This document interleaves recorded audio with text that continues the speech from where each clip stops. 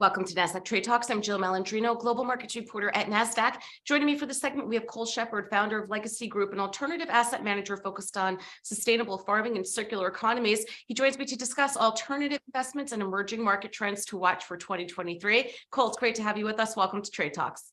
Thank you, Jill. Great to be here. What's your overall projection for global markets in 2023?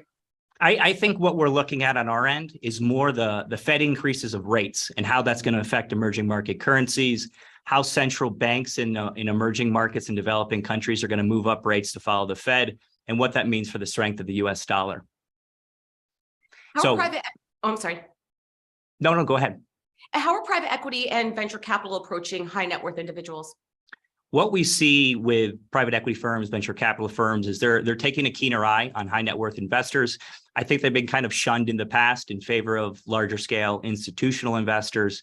What we see is lower minimums for LP high net worth guys, and really trying to bump up those AUMs in that range. And they're making products specifically tailored for high net worth investors. So I think they're kind of the belle of the ball, so to be, at the moment.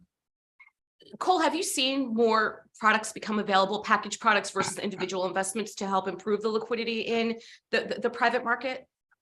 I have seen that. I think more products are going to be tailored for that high net worth market. I also think, people that do like we do with private placements in alternative funds, and whether it's private placements with individual companies, individual assets of fund layer products, I think they're becoming more attractive.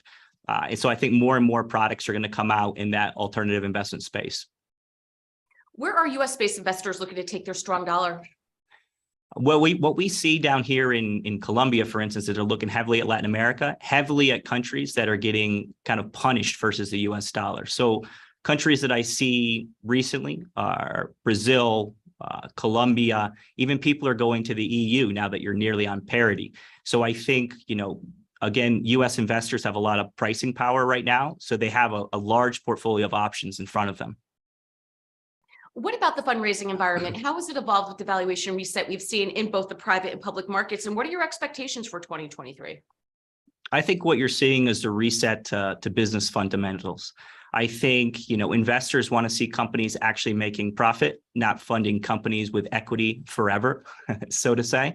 So I think you're going to see valuations in those blue sky events that say on non-profit making tech companies are going to come back down to reality.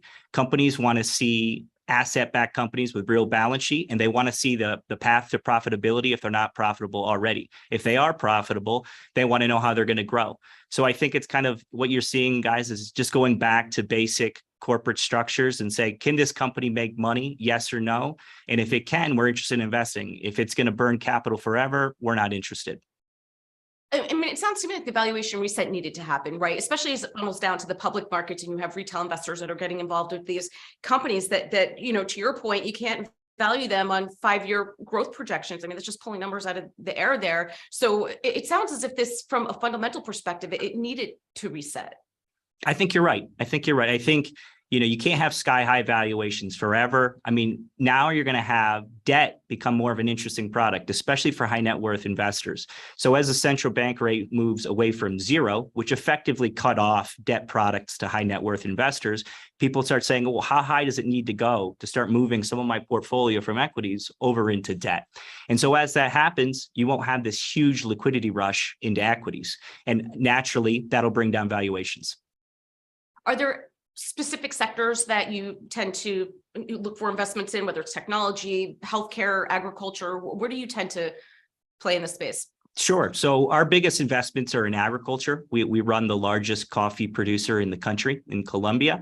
The other things that we look at are companies that really can be special and number one in their industry. For instance, I'm recording right now from one of our portfolio companies called Polygonis.